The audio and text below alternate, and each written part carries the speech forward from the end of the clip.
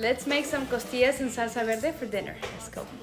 In a pan, I'm going to add some water, some bay leaves, salt. Going to add my costillas. I'm going to cover and let simmer for about 30 minutes. Salsa, I'm going to add 4 serranos, 1 jalapeno, 6 tomatillos, 4 cloves of garlic, and some onion.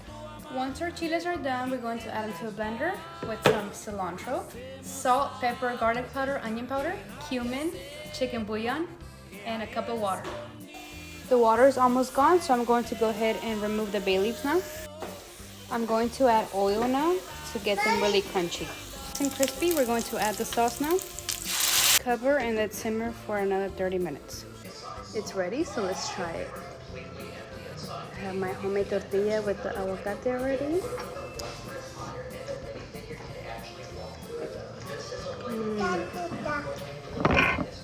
So good.